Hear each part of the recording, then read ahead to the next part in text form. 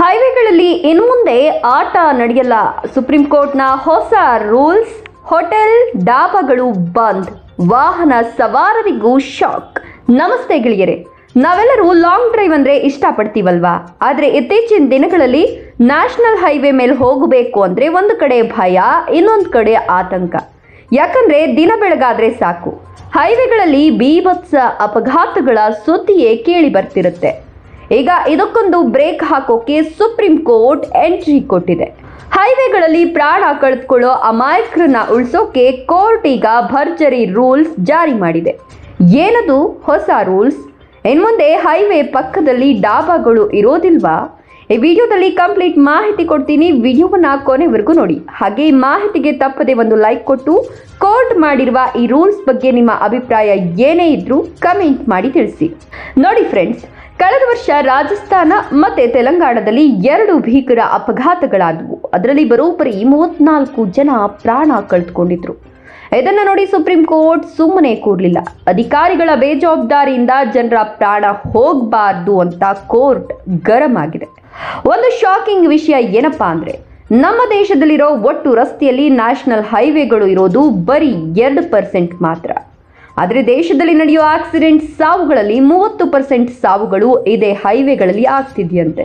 ಅದಕ್ಕೆ ಕೋರ್ಟ್ ಈಗ ಸರ್ಕಾರಕ್ಕೆ ಸರಿಯಾಗಿ ಚಾಟಿ ಬೀಸಿದೆ. ಹೌದು, ಡಾಬಾ ಮತ್ತು ಹೋಟೆಲ್ ಪ್ಲಾನ್ ಕ್ಯಾನ್ಸಲ್.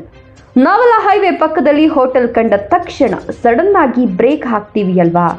ಇಲ್ಲೇ ಇರೋದು ಡೇಂಜರ್. ಹೀಗೆ ದಿಢೀರ್ ಬ್ರೇಕ್ ಹಾಕೋದ್ರಿಂದ ಹಿಂದಿನಿಂದ ಬರೋ ವಾಹನಗಳು ಡಿಕ್ಕಿ ಹೊಡೆಯೋ ಚಾನ್ಸ್ ಜಾಸ್ತಿ ಇರುತ್ತೆ. ಇದನ್ನ ಗಂಭೀರವಾಗಿ ತೆಗೆದುಕೊಂಡಿರೋ ಕೋರ್ಟ್ ಇನ್ನು ಮುಂದೆ ಹೈವೇಗಳ ಪಕ್ಕದಲ್ಲಿ ಹೊಸದಾಗಿ ಯಾವುದೇ ಡಾಬಾ ಅಥವಾ ಹೋಟೆಲ್ ಕಟ್ಟೋದನ್ನ ಬ್ಯಾನ್ ಮಾಡಿದೆ. ಅಷ್ಟೇ ಅಲ್ಲ, ನಿಯಮ ಮೀರಿ ಕಟ್ಟಿರೋ ಹಳೆ ಹೋಟೆಲ್ಗಳನ್ನ 60 ದಿನದೊಳಗೆ ನೆಲಸಮ ಮಾಡೋಕೆ ಆರ್ಡರ್ ಮಾಡಿದೆ. ಇನ್ನು ಮುಂದೆ ಹೈವೇ ಅಥಾರಿಟಿ ಅನುಮತಿ ಇಲ್ಲದೆ ಒಂದು ಸಣ್ಣ ಅಂಗಡಿ ಕೂಡ ತೆರೆಯೋ ಹಾಗಿಲ್ಲ. ಲಾರಿ ಪಾರ್ಕಿಂಗ್ಗೆ ಬೀಳಲಿದೆ ಬ್ರೇಕ್. ಹೌದು, ಹೈವೇಗಳಲ್ಲಿ ಹೋಗುವಾಗ ನೀವು ನೋಡ್ತಿರ್ತೀರಾ, ದೊಡ್ಡ ದೊಡ್ಡ ಲಾರಿ ಮತ್ತೆ ಕಂಟೈನರ್ಗಳು ಅರ್ಧ ರಸ್ತೆಯನ್ನೇ ಆಕ್ರಮಿಸಿಕೊಂಡು ನಿಂತಿರ್ತವೆ. ರಾತ್ರಿ ಹೊತ್ತು ಇವು ಸರಿಯಾಗಿ ಕಾಣಿಸಲ್ಲ. ಹೋಗಿ ಗುದ್ದಿದ್ರೆ ಮುಗೀತು ಕತೆ. ಇನ್ಮುಂದೆ ಹೀಗೆ ಎಲ್ಲಂದ್ರಲ್ಲಿ ಗಾಡಿ ನಿಲ್ಲಿಸೋ ಹಾಗಿಲ್ಲ. ಲಾರಿಗಳಿಗಾಗಿಯೇ ಅಂತ ಇರುವ ಜಾಗದಲ್ಲಿ ಮಾತ್ರ ಪಾರ್ಕ್ ಮಾಡಬೇಕು. ಇದನ್ನ ಚೆಕ್ ಮಾಡೋಕೆ GPS ಮತ್ತು ಹೈಟೆಕ್ ಕ್ಯಾಮ್ರಾಗಳನ್ನ ಅಳವಡಿಸ್ತಾರೆ. ಎಲ್ಲಾದ್ರೂ ತಪ್ಪು ಮಾಡಿದ್ರೆ ಸಾಕು, ಫೋಟೋ ಸಮೇತ ಈ ಚಲನ್ ಮೂಲಕ ಮನೆಗೆ ದಂಡ ಬರುತ್ತೆ. ಜಿಲ್ಲಾಧಿಕಾರಿಗಳಿಗೆ ಪವರ್. ಕೋರ್ಟ್ ಕೇವಲ ಆರ್ಡರ್ ಅಷ್ಟೇ ಕೊಟ್ಟಿಲ್ಲ, ಅದನ್ನು ಜಾರಿ ಮಾಡೋ ಜವಾಬ್ದಾರಿಯನ್ನ ಜಿಲ್ಲಾಧಿಕಾರಿಗಳಿಗೆ ಕೊಟ್ಟಿದೆ. ಪ್ರತಿ ಜಿಲ್ಲೆಯಲ್ಲೂ ಒಬ್ಬೊಬ್ರು ಅಧಿಕಾರಿಗಳ ಟೀಮ್ ಮಾಡಬೇಕು. ಹೈವೇಗಳಲ್ಲಿ ಎಲ್ಲೆಲ್ಲಿ ಆಕ್ಸಿಡೆಂಟ್ ಜಾಸ್ತಿ ಆಗುತ್ತೆ ಅನ್ನೋ ಜಾಗಗಳನ್ನು ಗುರುತಿಸಿ ಅಲ್ಲಿ ಲೈಟ್ ವ್ಯವಸ್ಥೆ ಮತ್ತೆ ಸೈನ್ ಬೋರ್ಡ್ಗಳನ್ನು ಹಾಕಿಸ್ಬೇಕು. ಚಾಲಕರಿಗೆ ರೆಸ್ಟ್ ತಗೊಳ್ಳೋಕೆ ಒಳ್ಳೆ ಜಾಗ ಮಾಡಿಕೊಡ್ಬೇಕು. ಇದನ್ನೆಲ್ಲ ಮಾಡೋಕೆ ಕೇಂದ್ರ ಸರ್ಕಾರಕ್ಕೆ 75 ದಿನಗಳ ಟೈಮ್ ಕೊಟ್ಟಿದೆ ಸುಪ್ರೀಂ ಕೋರ್ಟ್.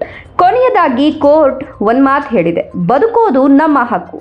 ನಾವು ಕಟ್ಟೋ ಟೋಲ್ ದುಡ್ಡಿಗೆ ನಮಗೆ ಸೇಫ್ಟಿ ಕೊಡೋದು ಸರ್ಕಾರದ ಕರ್ತವ್ಯ. ಸೊ ಫ್ರೆಂಡ್ಸ್, ಇನ್ಮುಂದೆ ಹೈವೇಗಳಲ್ಲಿ ಟ್ರಾವೆಲ್ ಮಾಡುವಾಗ ಸ್ವಲ್ಪ ಬದಲಾವಣೆಗಳನ್ನು ನೀವು ನೋಡ್ತೀರಾ. ಈ ರೂಲ್ಸ್ ಬಗ್ಗೆ ನಿಮ್ಮ ಅಭಿಪ್ರಾಯ ಏನು?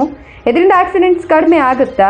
ಕಮೆಂಟ್ ಮಾಡಿ ತಿಳಿಸಿ. ಲೈಫ್ ತುಂಬ ಇಂಪಾರ್ಟೆಂಟ್. ಸ್ಲೋ ಆಗಿ ಗಾಡಿ ಚಲಾಯಿಸಿ, ಸೇಫ್ ಆಗಿರಿ. ಇದೇ ತರಹದ ಅಪ್ಡೇಟ್ಸ್ಗಾಗಿ ನಮ್ಮನ್ನು ಫಾಲೋ ಮಾಡ್ತೀರಿ. Thank you.